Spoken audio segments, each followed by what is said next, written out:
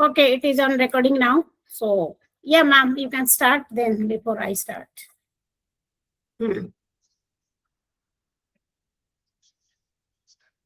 Good evening to all. Today we have our resource person Nirupama Mohapatra Das. Ma'am is mathematics educator, CBSE and SCRT-RP Google champion and Gemini certified trainer. We welcome you, Nirupama ma'am, for today's session. Yeah, thank you. Thank you so much, ma'am. Yeah. Good evening, everyone. Just let me share my screen. I hope I'm audible to all of you. Yes, ma'am, you are.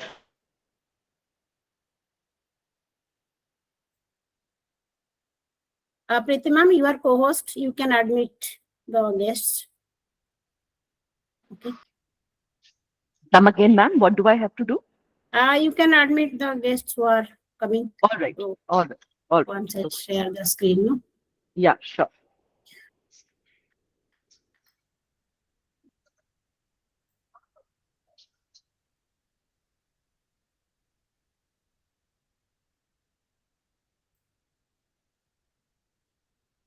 Yeah.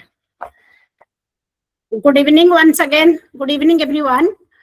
Yeah, so today's topic, as you can see the screen, artificial intelligence versus adolescence and stress management.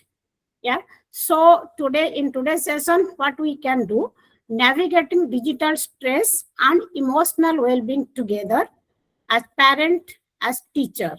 Okay, it is a practical guide for parents, teachers, and students as well. Yeah, my name is Nirupama Mahapatra Das. I'm a mathematics educator having over 30 years of teaching experience. I'm a CBSE and SCRT resource person, Google certified trainer and educator. So we are called Google champions and Gemini certified educator. So let us navigate into the topic.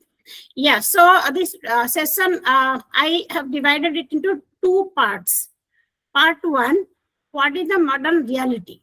Yeah, means how, we can understand, understanding how artificial intelligence shapes the cognitive and social landscapes of teenage development today. Yeah, so, and we'll keep the session very interactive. Okay, and you can keep your mic on and you can interact so that it will not be like one side lecture. Okay, so here you see the slide. If you can see, paradox of modern technology. What is that? What is your understanding about the paradox of modern technology? So we are familiar with modern techs, right? So whenever we say paradox, something, no contradiction. That is what I feel. So it means it connects us globally while isolating us locally. Do you feel that? We are connected at a global level, but we are means I'm talking about the age groups. Okay, teenagers, and you can say a bit beyond that also. So whenever we say it connects us globally and while isolating us locally, is it true to some extent? Do you feel that?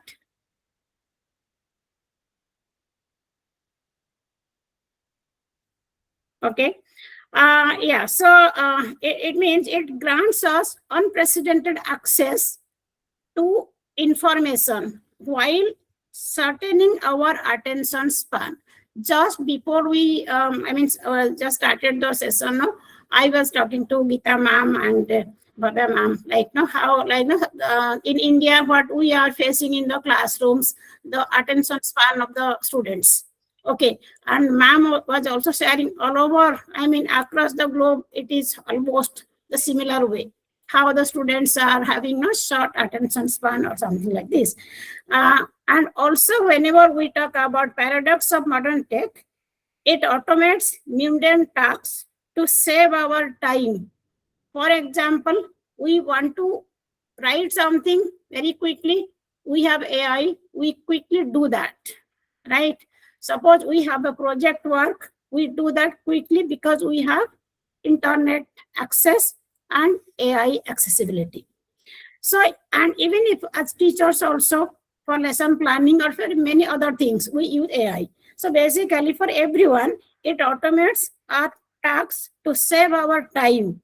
Still, we are constantly busy. Okay. And so basically by paradox of modern tech, this is my understanding. So even if our connection is in global level, but in local level, we are a bit isolated and we have lots of access to information. Still, we have short attention span and we automate our tasks to save time. Still, we are not free. We do not have enough free time. Yeah. And so this is basically what I feel. These contradictions define the relationship with digital age. Our relationship with digital age is like this. So if any of you have any other, inputs, you can please feel to add.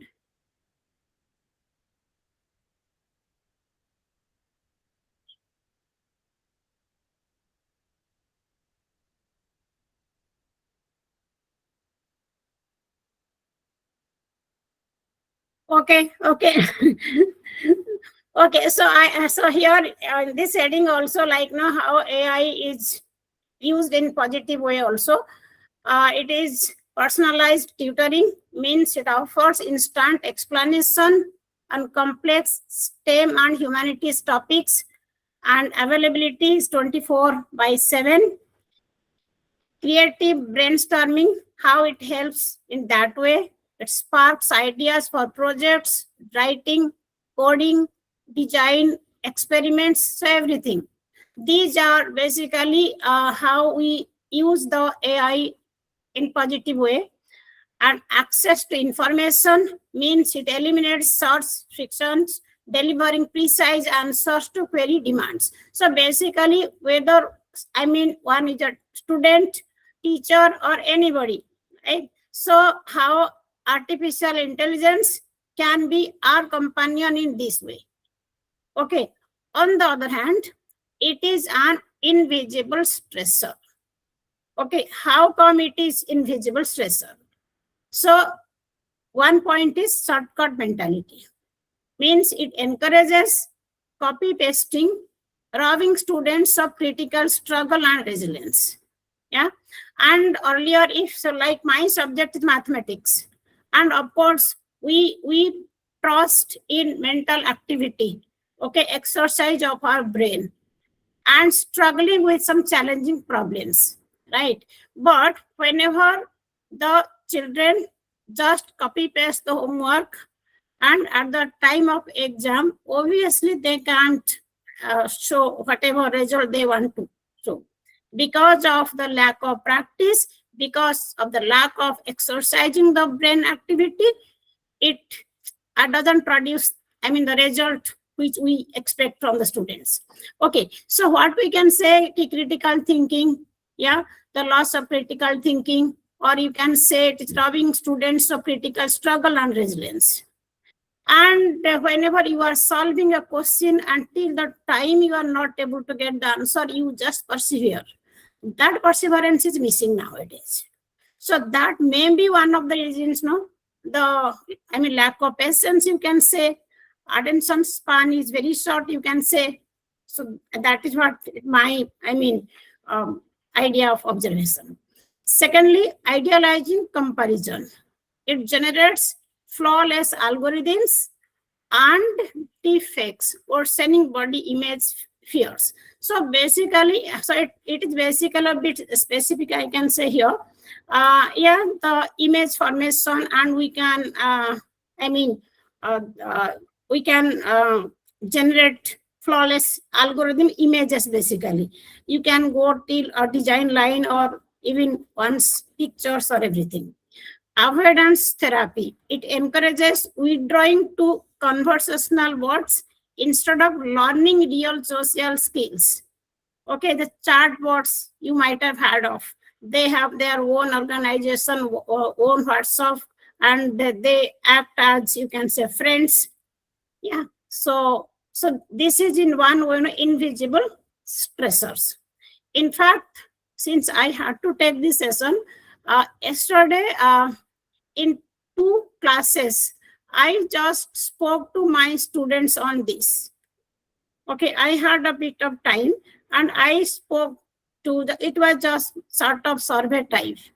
Okay, and whatever I have prepared in my presentation, I got my answer from them.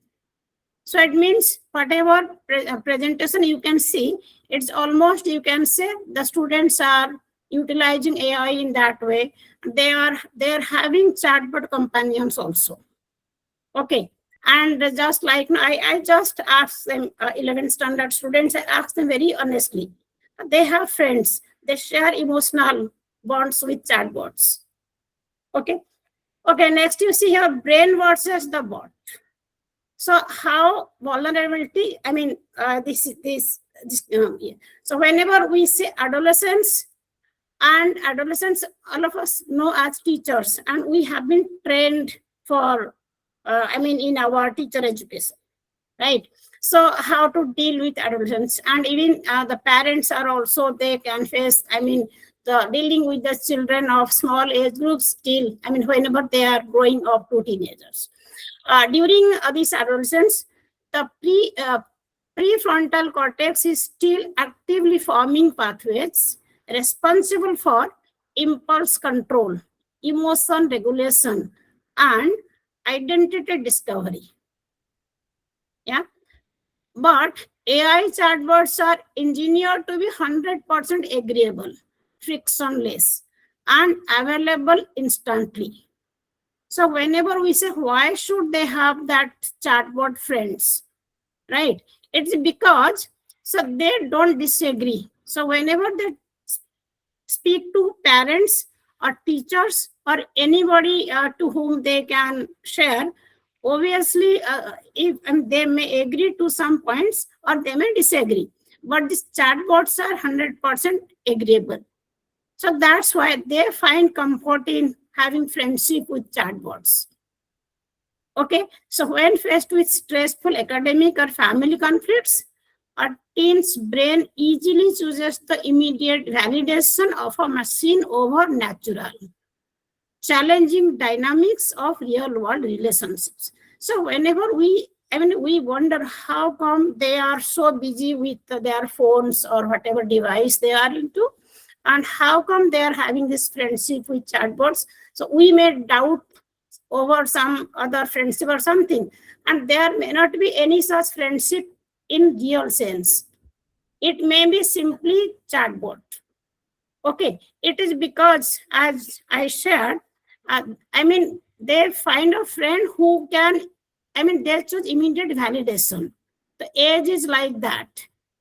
Okay, and rather than going for real world relationships, the teen's brain easily selects that immediate validation of a machine over natural or real relationship.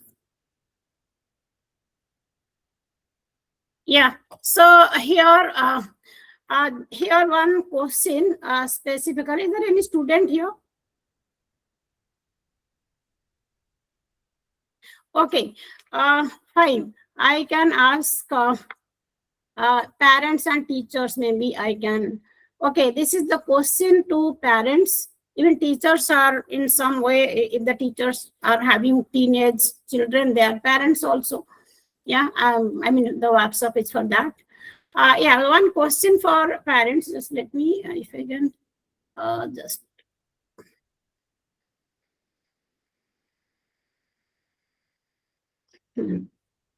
Okay, so one question for parents and teachers can also answer. I'm just putting that. Just 1 second. Okay, see this. Yeah, so I just put one question in the chat box. Dear parents, what is your number one fear when you see your teenager locked in their room on a device? Is it sleep deprivation, or it may be like no something. Yeah, you can just read it and please answer whatever A, B, or C. Are you able to see the question? Okay. Yeah. So, three fears we may have: sleep deprivation, academic cheating, or emotional isolation. Yeah. Uh, yeah, answer C. Yeah, so yes, yes, yeah. So most of us agree into like it may be emotional isolation. Yeah.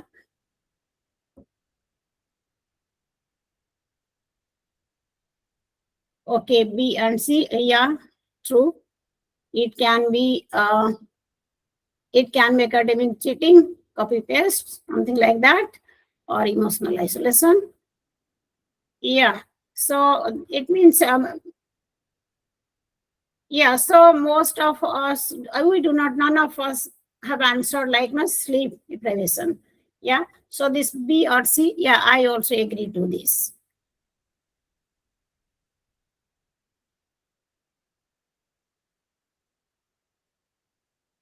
Okay. Yes. So here illusion of connection. So whenever we say no in the beginning, like no paradox of modern technology, it connects us globally while isolating us locally. So here, illusion of connection. Okay, what is that? The social substitution trap means we can say artificial validation. Chatbots exploit standard human social cues to build false attachment. I'm talking about the teens having that chatbot friend. Yeah, the loneliness paradox. Teens using AI for personal support report higher rates of long-term isolation. Loss of emotional friction. Genuine relationships require conflict resolution and repair. Skills AI bypasses. Okay, so it means whenever like no general friendship, general relationship, it may be like whatever relationship. If it is real, means genuine, human, it require conflict resolution and repair. But whenever we have AI type of this chatbot friendship, so that conflict is not there because they are 100% agreeable. Okay, so it may be the teens may be feeling very comfortable in the beginning, but in the long run, that social skills missing. Okay, and even if they say, okay, nothing happens, and in fact, I asked the students, some students agreed to it yesterday. I was just having, an interaction with um, two classes, almost having, you can say, almost 60 students and few students agreed to this.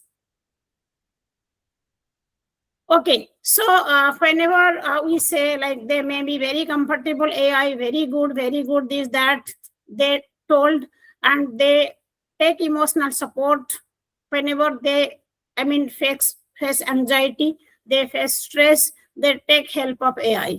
And few of them have this friendship type of things. Now here, if you go in that way, it is shortcut trap. Okay, anxiety over anxiety from over reliance. So whenever you see, so maybe I have one question for student. I do not know whether any student has joined this. Yeah, for students basically, or maybe as parent, if you are observing your children, or as teachers also, you can answer this.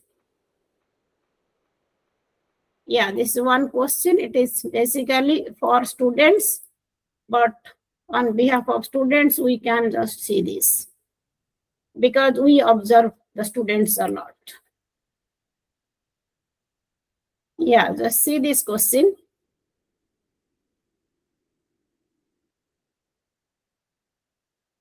Yeah.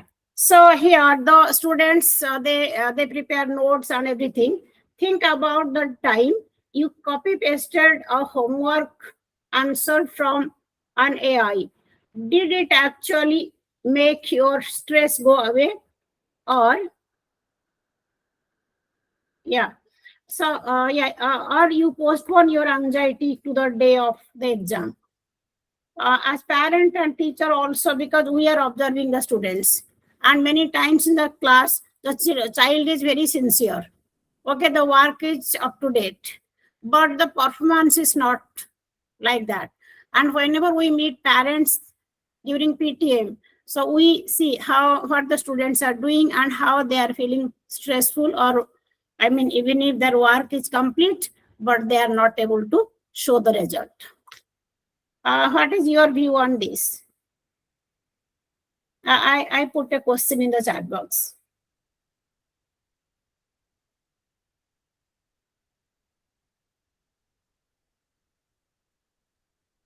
Okay, Gita ma'am, I think the child would have become stress free. Okay.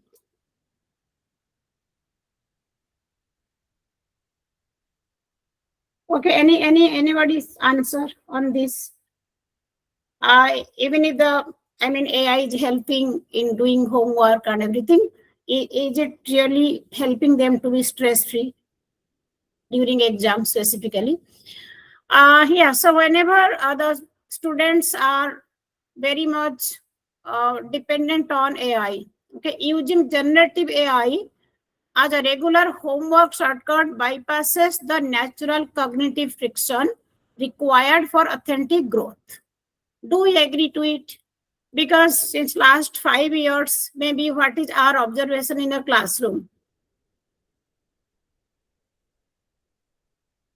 Okay, so do you feel that, I mean, even if the children are intelligent, but how I mean, in larger scale, no, the critical and creative thinking is going down. Even if you see the projects maybe in of good quality, but the research work, everything, how it goes down. Okay, okay, okay, Lata ma'am. Would be anxious. Okay, fine. Yeah, momentarily stress free. Yeah, yes. Okay, fine. Thank you for your response. So this develops into academic anxiety when teens don't put in actual practice to struggle. Yeah, fail and succeed. Okay, because whenever you try, I mean, even mathematics, science, STEM education part, I can tell. So whenever the student is practicing, then practicing sometimes, no, I mean, he or she may be succeeding in solving the question, and sometimes may not. But till the time the child is trying, so the brain is working in that way. Okay, the I mean, momentum to work is on. Okay, but whenever the child is not at all trying, it may be mathematics, it may be science, it may be social science, it may be language, economics, anything. Okay, if the student is writing and writing, then correcting, so in that way, and some sort of mental brain activity is happening. But if the child is not doing, simply copying pasting, the work is very clean, neat and clean, very good, right?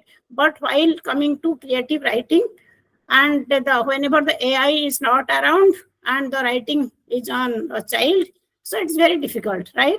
So because when they don't put in actual practice to struggle, fail, and succeed, they experience a silent decline in true academic self-worth and confidence. So that's why, I mean, even if the children are very smart nowadays, but without technology, it's very difficult for them. Okay, so what are the stress warning signs? Because we know somehow stress is there, right? But like 3 points I have put here. Yeah, so stress warning signs. One is emotional, second one social, and third one academic. So what is your viewpoint? You can unmute yourself and, I mean, say whatever you feel. Emotional signs, what you observe? The child is in stress.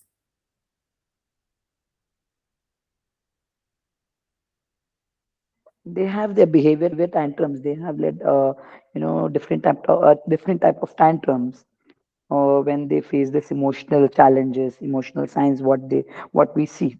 That's what even like I feel. Yeah.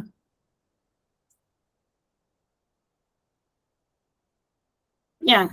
And yeah, so emotional, like no sudden, yeah. So social withdrawal, that I mean social isolation, you can say, right? Sort of that, right? And anybody else?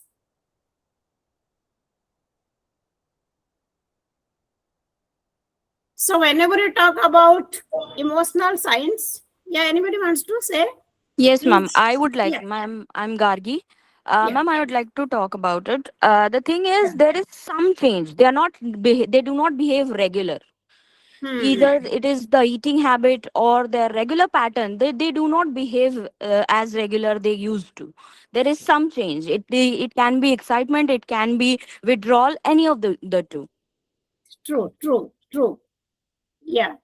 So regarding emotional science, so it basically you can say, as you said, no, like it's not very regular type of behavior. So it may be excessive irritability. They get irritated very easily.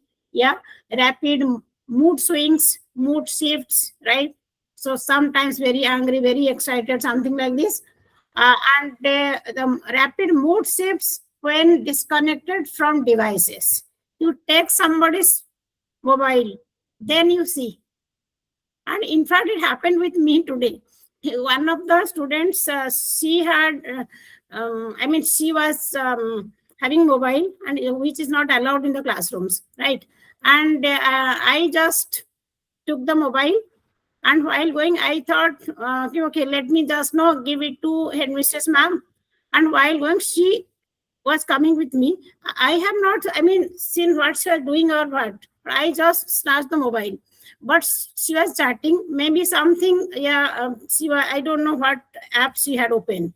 And she was so panicked. She came literally, she was trying to snatch that from me. I mean, she's not like that, but I don't know what. She was so much like, she thought maybe I will read her charts or something. Literally, she was snatching in that way. Ki, I could not believe. Okay, so and later on, like she said sorry and apologized later because I should not have brought mobile. This that whatever she had done, but basically the behavior is very abnormal. So when disconnected with devices, so they feel their mood shifts very. I mean, whatever you can say, or expressing unique attachment to an AI chat app. Okay, that is regarding emotional science. Social withdrawal means whenever they have the device, okay, they are on their own, right? Do you feel in that way? So if you, even if three friends are sitting, but if they have mobile, they will, I mean, they may be sitting together, but they are in their own world. Okay, canceling plans, staying locked in rooms, yeah, or preferring conversational algorithms over direct family or friend contact. Okay, so most of the children they do in that way. So they are attached to mobile. So it means they do not need anybody. They do not even need any family member, any friend. So if the device is with them. So that is part of, you can say, social withdrawal aspect. Academic dips, very evident. As teachers, we know it. Yeah. And parents also, we know it. Okay, so here, sudden decline in writing abilities or test scores or visible anxiety when faced with tasks requiring critical human evaluation. Okay, so that time you can see. So basically, even if artificial intelligence, it is a good thing if used in a good way. So last 2 days, I mean, in sessions you have seen. So I mean, it depends on how you use it, right? So that was the poll result. Yeah, maximum had given that votes. It depends on how you use it. Okay, so even if but everyone is not that wise, no. So stress warning signs once we identify. So you see, these are the things here. Next, we can come to the how we can help the children, right? So this is one of the quotes you can see. Yeah, from this Association of Child Mental Health 2025. The therapeutic relationship is not just a vehicle for delivering interventions, it is itself the primary agent of change. True resilience is built by being truly known by a real person. Okay, so virtual presence and real presence, virtual friend and real friend. Okay, and the statistics says 72% of US teens on AI companions. Okay, so that AI companions means I'm talking about chatbots. Okay, so here you can see the scale of engagement shift in seeking solace. Okay, you can see recent studies highlight that nearly 3/4 of teenagers have explored AI bots for basic companionship. More concerningly, over 1 in 8 turn to these algorithms seeking critical mental health or behavior guidance. Because these apps are built to maximize engagement rather than developmental safety, teens risk substituting active human support networks for artificial empathy. Okay, it is very scary actually. If you just think deeply, it's very, very, very risky actually. How we can save our children. Okay, second part is we are going to take actionable strategy, how we can help the children together with them as parents and teachers.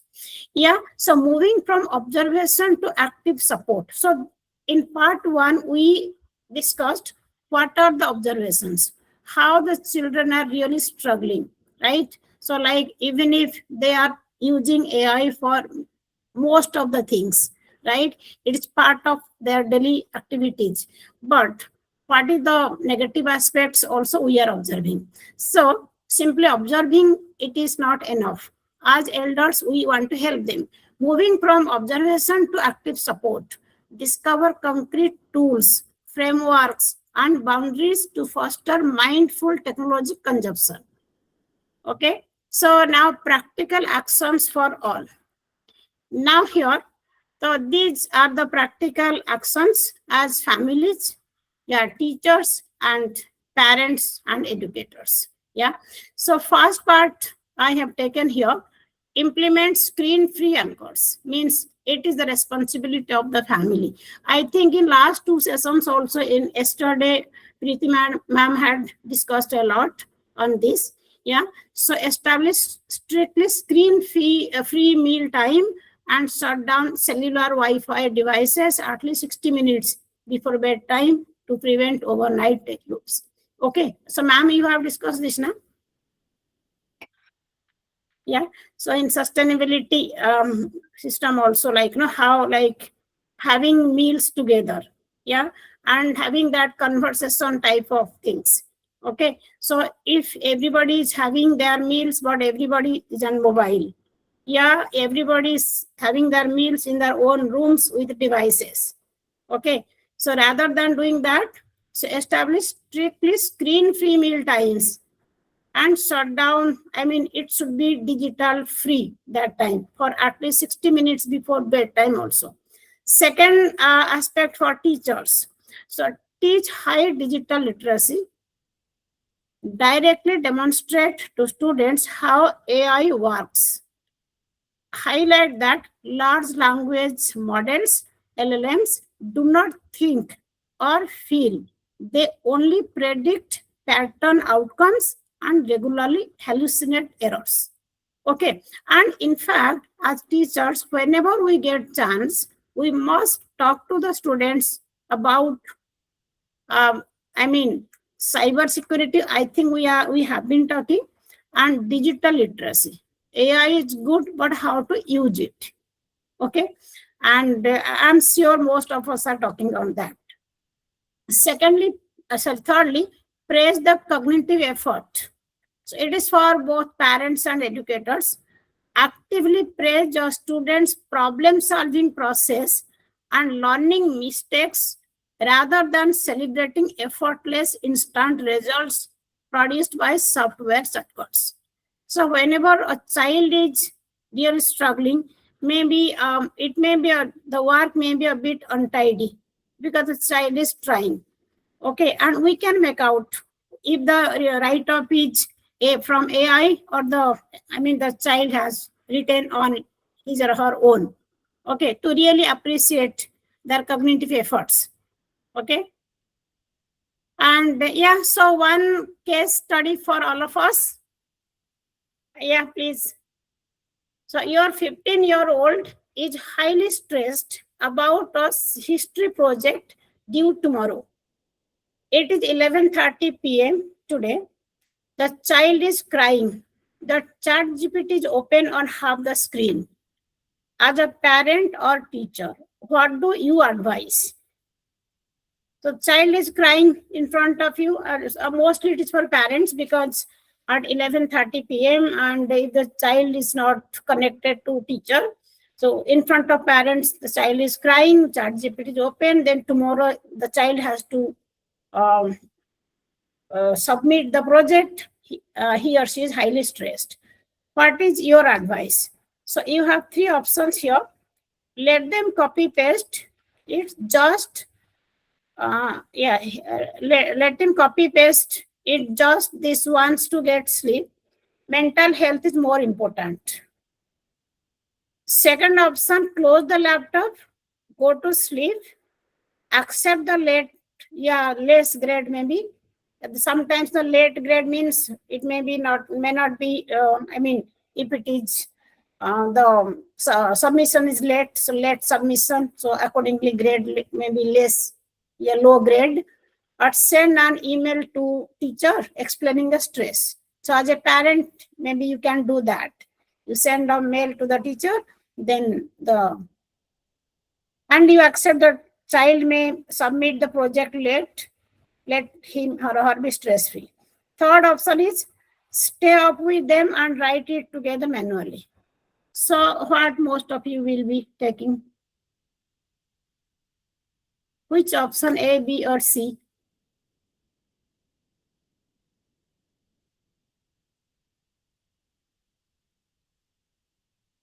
Okay.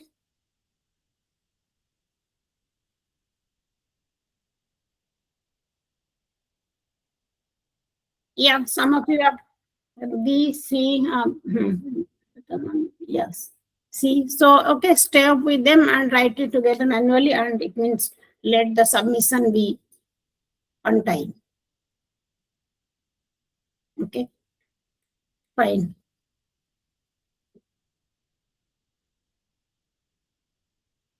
Okay, so yeah. Okay, so late submission is allowed. Fine. Okay, now here you see the stress coping blueprint. Okay, so before this, yeah. So here you can see the three columns. Yeah. So support pillar, healthy mindful practice, risky AI alternative to limit. Okay. So support pillar, suppose you take connection. Yeah. So I have taken three cases: connection, academics, and mental health. So in connection, healthy mindful practice is real world face time, means sports, group tasks, collaborative classes. So that is basically, you can say, in-person connection. Okay. And the risky AI alternative to limit is confiding sensitive personal secrets in romanticized companion bots. Okay. This is happening. In academics, it is basically a short comparison. Yeah, academics like active brainstorming, drafting, and checking work using AI tools. Means here, though here AI is being used, active brainstorming first, drafting, then checking work using AI tools. So in that way, what will happen whenever you have, your brainstorming is happening, you are drafting or writing, your creativity is coming. Then finally you are checking using AI tools. then whatever is required, a bit modification, you are using AI. But the risky AI alternative to limit is copy pasting wholesale, the wholesome work, homework, answer to escape thinking. Okay, as it is, just copy paste. So it is of course risky. And mental health aspect, you can see healthy mindful practice would be what? Speaking with a trusted guidance counselor or therapist or parent or to whom you can trust. Okay. Yeah. So, but risky alternative to limit basically AI when you treating algorithmic advice as objective psychiatric therapy. So whenever you compare, but here, yeah. So this comparison table is basically how if the student is attending this session, then the student can find. What is the his or her choice, and as parents and as teachers, we can take this message to the students. Yeah. So whenever we get a chance to interact, whenever the child is interacting with us, yeah, we get a chance to interact with them, we can talk to them like that. So it is their choice, means how we can motivate them, what choice they should make. Okay. So now here, so knowing the pros and cons of AI, now knowing how society is moving to which direction, knowing how our children are really at risk. So it is our responsibility to protect together. So our teenagers deserve outstanding technology. So because AI makes our life much more easier, not just to stop us from brainstorming. It provides us lots of knowledge. Okay. So deep research, right? At the same time, the other aspect also we are observing. Okay. So our teenagers deserve outstanding technology, but they also deserve to be truly known. Yeah. So it is our responsibility how we can give them a better future and basically ensure safety. Okay. So I have one or two questions. Yeah. So just one sec. I'm putting that in the chat box. Yeah. In the meantime, maybe please add any idea, any observation of yours. Yeah. So first, my first question to parents. That's one question I. Okay. So whenever we talk about protect our teenagers, so just one question for parents. You can raise your hands. Virtual hands, of course. Just see the chat box.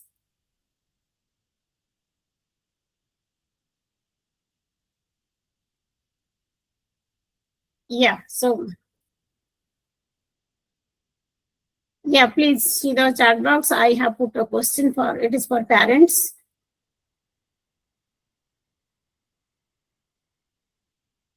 How many of you have tried to implement no phone meal time only to have it turn into a household debate? Means whenever we are as family meal time is there, if 2, 3, 4 of us are sitting, we can talk if we don't have any device at that time. So basically, no phone meal time. Okay, so that we can have the family, whatever household debate we can have. You can raise your hands.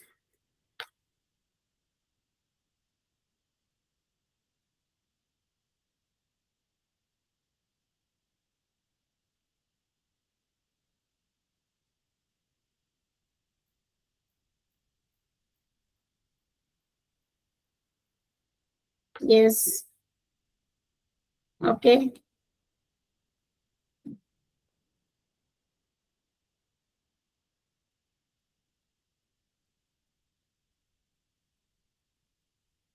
Also, I think many of you are doing that. Even I do that. During meals, like no phone. Yeah, so another question, again, being very honest in our approach. Yeah, so how often do we as parents look at our own phones while our teens are talking to us, if in case you are having teenagers? Okay, so we as parents look at our own phones when the children are talking to us. So you can again hand raise is fine.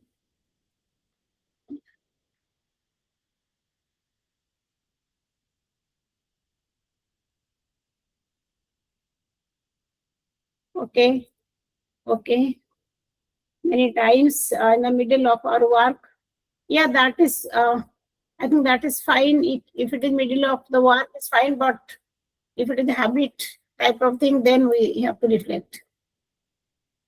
Okay, now the next question is for teachers. Okay, so we know whatever homework or any assignment we are giving, the children are copying, pasting this. Okay, if AI can instantly complete our homework assignments perfectly, is the problem the student using the tool, or does the design of our assignment need to evolve?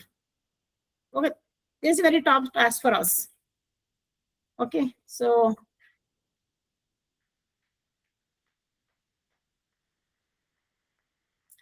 any input? Yeah, this is for teachers. Any input on this?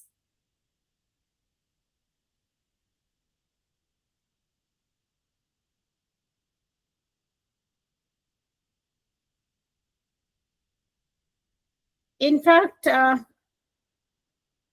yeah, so here, in fact, there is the school, my friend is working in one of the schools. So they make their assignments. In fact, during COVID time, when all tests were online, okay, and we are taking online tests. So what she was telling me, the assignments or question papers, whatever they were giving, the children were not able to find whichever app or Google search they were doing.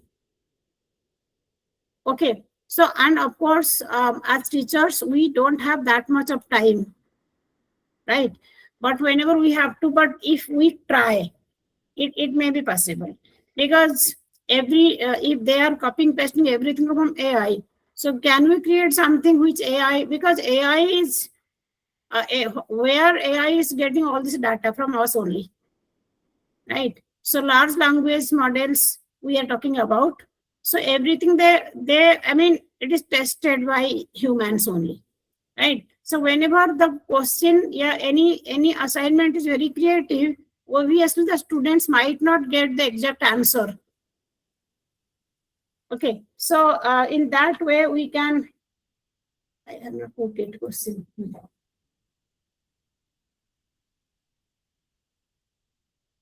Yeah, so this one. And one more question here. Have you noticed? Yeah, this is all of us might have observed. Have you noticed change in how students handle mistakes? Are they becoming more fragile or impatient when they don't get the correct answer right away? Yeah, so it is for teachers. This question is for teachers.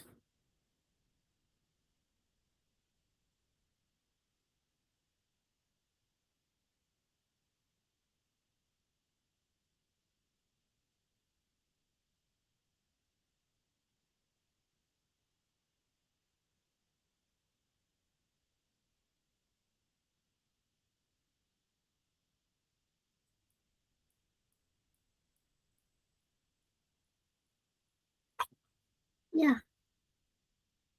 Yes, fragile. Yeah, Ladana. Yes. Okay. Anybody else?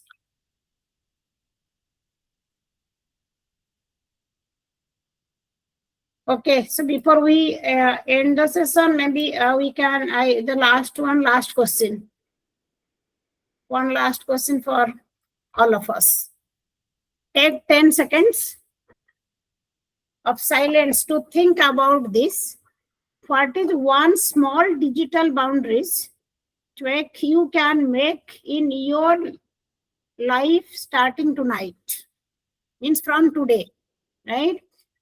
For students, charging your phone away from your bed. For parents, an absolute screen-free dinner table. And for teachers, praising the messy handwritten drafts over clean final outputs. If you are willing to commit this type of things, type your one word change in the chat box right now. Okay, so screen free dinner table, and maybe if the students are not there, these two things are, in fact, charging our phone away from our bed. That is for us also, not only children but for us.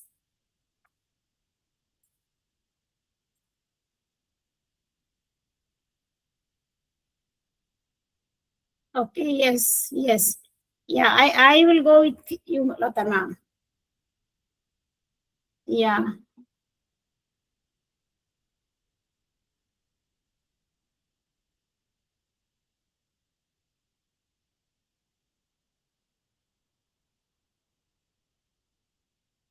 Yes.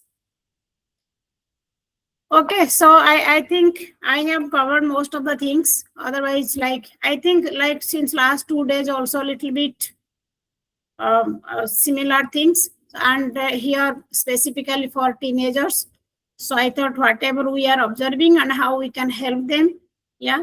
So we can just have at least we can try, right? Because as teachers, we are, responsibilities much, but we have lots of limitations in today's time, right?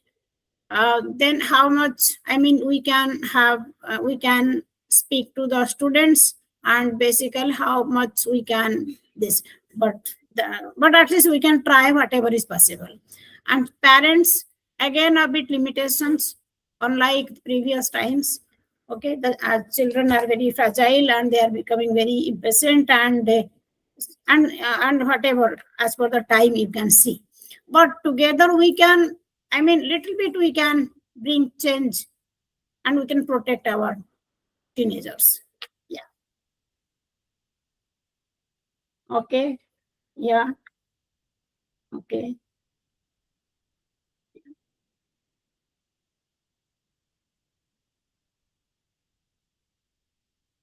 Yeah, Preeti ma'am, that form you will share.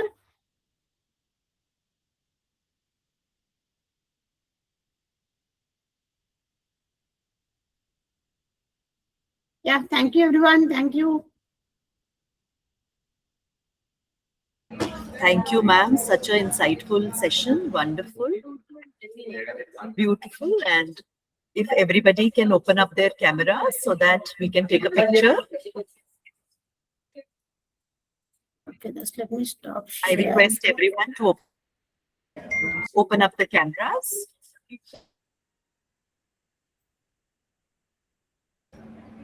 Kavya ma'am, Tasneem ma'am, Gargi ma'am, please, if we could have a picture together.